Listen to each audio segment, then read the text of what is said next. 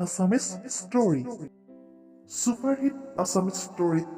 সময় হ'ল পুনৰ এটি লাভ ষ্টৰীৰ। মই ধোন পুনৰ এটি লাভ ষ্টৰীলৈ আপোনালোকৰ কাষ চাপিলোঁ। আহক তেনেহ'লে ষ্টৰীটো আৰম্ভ কৰোঁ। নমস্কাৰ সকলোকে।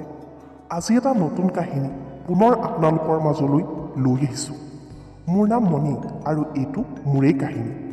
মোৰ বয়স বৰ্তমান 35 বছৰ। মোৰ ফিগাৰ পাৰফেক্ট। মোৰ পেকৰ সেই দুখন বহুত বেছি শকত। এটা কথা বুজি নাপাওঁ, যিকোনো ল'ৰাই মোক একদম বেয়া দৃষ্টিৰে কিয় চায়।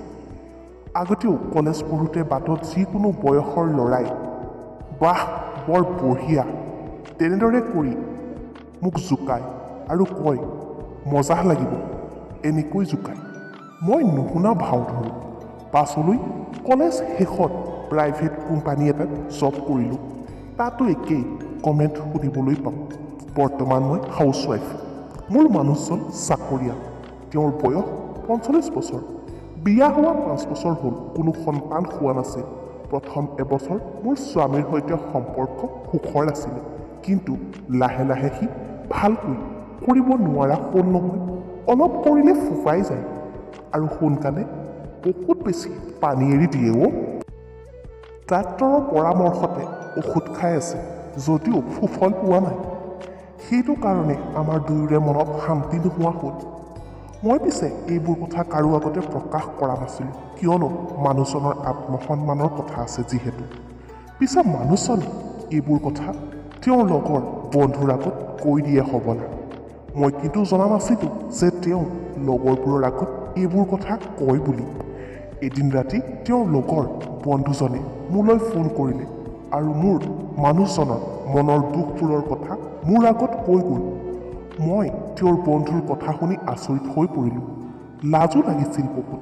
তাৰ পিছৰে পৰা মানুহজনৰ লগত প্ৰায়ে তেওঁৰ বন্ধু আমাৰ ঘৰলৈ অহা যোৱা কৰিবলৈ ধৰিলে। আগতে বন্ধুজন মোৰ মানুহজনৰ সৈতে অকলেই আহিছিল নহয়। পাছলৈ আৰু এটাক লগত লৈ আহিব ধৰিলেচোন।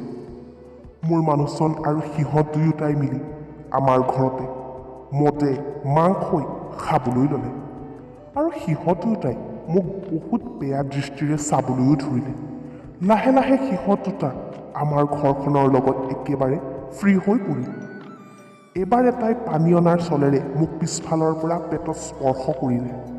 মই উচপ খাই গ'লোহি। তেতিয়া মুখত সোপা দি মোৰ পেটত মোহাৰিব ধৰিলে। মই এৰাই আহিব চেষ্টা কৰিলোঁ, কিন্তু নাই, নোৱাৰিছোঁ।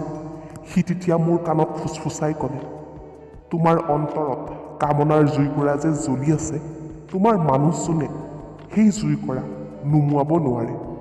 উফ, ইমান মজা মাল তুমি। এবাৰ কৰিব দিয়া, চাবা কিমান সুখ দিম। তুমি পাহৰিব নোৱাৰিবা আৰু পাছলৈ মোকে মাতিবা যে আহা মোক ঠাণ্ডা কৰি যোৱাহি বুলি। গাইজ, আপুনি শুনি আছে আছামিজ ষ্টৰী। যদি ষ্টৰীটো ভাল লাগিছে লাইক কৰিবলৈ নাপাহৰিব। আহক ইয়াৰ পাছৰখিনি আমি জানো।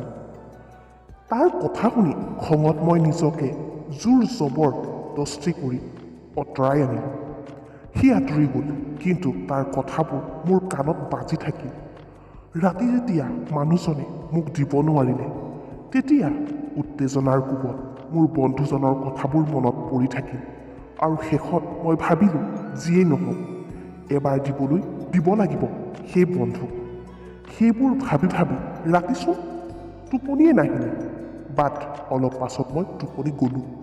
পাছদিনা ৰাতিপুৱা মই বন্ধুলৈ ফোন কৰিলোঁ আৰু ক'লোঁ, কালি যে কৈছিলা কথাটো, মই ৰাতি শুই শুই ভাবিলোঁ তুমি ঠিকেই কৈছা। আমাৰেও নোৱাৰেও ভালকৈ। এদিন তুমি আহিবা, পূৰা মজাহ কৰিম আমি। মোৰ ফ্ৰেণ্ডজন খুব ফূৰ্তি পালে নহয় মোৰ কথাবোৰ শুনি। এইবাৰ মোৰ মানুহজন কিবা প্ৰজেক্টৰ কামত বাহিৰলৈ গৈছিল আৰু সেইটোৱেই মোৰ বাবে সুযোগ আছিল, সোণালী সুযোগ। কিয়নো ঘৰখনত মোৰ আৰু মানুহজনৰ বাহিৰে আন কোনোৱেই নাথাকে। কিন্তু মোক মানুহজনে মাৰ ঘৰত থৈ যাব বুলিও ক'লে। মই ক'লোঁ যে এইবাৰ মই মাক আমাৰ ঘৰলৈ মাতি দিওঁ হ'বনে? তেওঁ হ'ব বুলি ক'লে আৰু বাহিৰলৈ ৰাওনা হ'ল। ইফালে খাপ পিটি ৰৈ থকা বন্ধু গধূলি হৈ মাত্ৰকে আমাৰ ঘৰত উপস্থিত হ'ল। সি মোক সন্মুখত দেখা মাত্ৰকে সাৱটি ধৰি মোৰ গোলপীয়া উজ্জ্বলিত কামুৰি কামুৰি চুম খাবলৈ ল'লে। মোৰ গাত তেতিয়া বিজুলী দৌৰিবলৈ লাগিছে। ময়ো মোৰ ওপৰৰ কোমল কোমল দুটা কবাই আছিলে। অলপো পলম নকৰি আমি বেডৰুম পালোগৈ। সি মোক কোলাত দাঙি বিচনাত শুৱাই মোৰ শাৰীখন খুলিও পেলালে। এইবাৰ লাহেকৈ ব্লাউজৰ হুক খুলি ব্লাউজৰ তলৰ ছেকেণ্ড পেপাৰৰ পৰা মোৰ বুকুৰ সি দুটা উলিয়াই পৰা চুপিবলৈ ধৰিছে। বুকুৰ দুটা চুপি এখন হাতে পেটিকোটটো দাঙি তাৰ হাতখনে মোৰ নুনু মইনাখন মোহাৰি আছে। ইতিমধ্যে মোৰ নুনু মইনাই ৰসে চপচপীয়া হৈ আছে আৰু সি আহিবৰ কাৰণে মই অলপ ছেকেণ্ড পাৰটো পিন্ধা নাছিলোঁ। এইবাৰ সি মোৰ পেটিকোট আৰু ছেকেণ্ড পেপাৰ দুয়োটাই খুলি একেবাৰে অ'পেন কৰি ভৰি দুখন মিলি লৈ চিধাই মোৰ সেইখন চেলেকিবলৈ লাগিলে। মই তেতিয়া মুখেৰে শব্দ কৰিছোঁ, আহ কৈ চিঞৰি থাকিলোঁ। মোৰ ফুটাত তেওঁডাল লগাই ওলোৱা সোমোৱা কৰিব ধৰিলে। মই একদম উত্তেজনাৰ কোব নোৱাৰা হৈ তাৰ মুখতে ৰস এৰি দিলোঁ। সিও চেলেকি চেলেকি খাই দিলে। এইবাৰ সি তাৰডাল উলিয়াই দিলে। বাপৰে, ইমান শকত, কি এইডাল? সি ক'লে, এইডালেৰে আজি ফালিম তোমাক, লোৱা অলপ চুপি দিয়া। মই মালটোত ধৰি চুম খাই খাই চুপিবলৈ ধৰিলোঁ। তেনেতে কলিং বেলটো বাজি উঠিল নহয়। মোৰ ভয়ত জিয় উৰি গ'ল। লৰালৰিকৈ নাইটিটো পিন্ধি দৰজাখন খুলি দেখোঁ তেওঁৰ ইজন ফ্ৰেণ্ড। মই ক'লোঁ, কিয়, এওঁ নাই নহয়, গম নোপোৱা নেকি? তেওঁ ক'লে, পাওঁ, সেইকাৰণেতো আহিছোঁ আজি তোমাক দিবলৈ। মই আচৰিত হৈ পৰিলোঁ। তাৰমানে এই দুইজন প্লেনিং কৰি আহিছে। মই ঠিক আছে, আহা ৰুমলৈ বুলি ক'লোঁ। এইবাৰ দুয়োটাই অ'পেন হৈ ল'লে আৰু মোকো অ'পেন কৰি দিলে নহয়। দুয়োটাই তাহাঁতৰ সেই বেঙেনা দুটা উলিয়াই দিলে। ময়ো আনন্দ মনেৰে চুপিব ধৰিলোঁ। এইবাৰ এটাই মোক বিচনাত পেলাই ভৰি মেলি মালটোত একে ঠেলাতে গুৰিলৈকে সুমুৱাই দিব ধৰিলে। ময়ো আহ বুলি চিঞৰি উঠিলোঁ। বহুত ভাল লাগিছিল সেয়াৰ সোৱাদ পাই। এটাই আকৌ মুখত কেওভাগৰ মালটো ভৰাই দি আছে। মই যে ইমান সুখ পাইছিলোঁ, কি ক'ম আৰু। এনেদৰে অলপ সময় পিছত মুখৰ পৰা উলিয়াই পাছফালৰ ফুটাটোত বেঙেনাটো ভৰাই দিলে। এটাই নুনু মইনাক আৰু এটাই মোৰ নুনু মইনাৰ তলৰ ফুটা দিয়ে আছে। মই বিষত কান্দি দিলোঁ। দুয়োটাই একেৰাহে থাপ থাপ থাপ থাপকৈ দি আছেও। মই আহ আহকৈ, এই দুটা একেলগে নকৰিবিও, ফাটি যাব, মই নোৱাৰিম বুলি চিঞৰিলোঁ।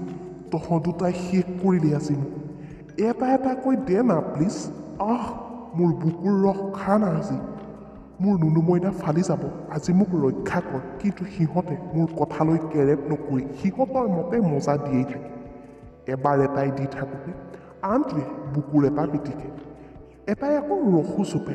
এটাৰ পানী ওলাই মোৰ পেটৰ ভিতৰত পৰি গ'ল আৰু তাৰ পিছৰটোৱে দি দি মোৰ মুখত তাৰ পানীসোপা এৰি দিলে। সেইদিনা গোটেই ৰাতি দুয়োটাই মোক বহুত বাৰ কৰিলে আৰু মোক মজা দিলে। গাইজ, আপোনালোকে ভিডিঅ'বিলাক পঢ়ি বৰ ভাল পায়, কিন্তু ছাবস্ক্ৰাইব কৰিবলৈ পাহৰে। এবাৰ কিন্তু চেনেলটো ছাবস্ক্ৰাইব কৰিব আকৌ। আৰু এই ভিডিঅ'টো কেৱল এণ্টাৰটেইনমেণ্টৰ বাবে বনোৱা হৈছে, কোনেও যাতে নিজৰ গাত পাতি নলয়। This video' is only for entertainment. Hello' everyone, আপোনালোকে শুনি আছিলে আছামিজ ষ্টৰী। এই চেনেলত আগবঢ়োৱা প্ৰতিটো ষ্টৰী হৈছে কাল্পনিক। কেৱল মাত্ৰ আপোনালোকৰ মনোৰঞ্জনৰ বাবেহে এনেধৰণৰ ষ্টৰী আগবঢ়োৱা হয়। যদিহে ষ্টৰীটো ভাল লাগিলে লাইক শ্বেয়াৰ কমেণ্ট কৰিবলৈ নাপাহৰিব আৰু ফেচবুক পেজত চালে পেজখন ফ'ল' আৰু যদিহে আপুনি ইউটিউব চেনেলত চাই আছে তেন্তে চেনেলটো ছাবস্ক্ৰাইব কৰি থৈ যাব। আজিলৈ আহোঁ তেন্তে পুনৰবাৰ লগ পোৱাৰ প্ৰমিছ কৰিম।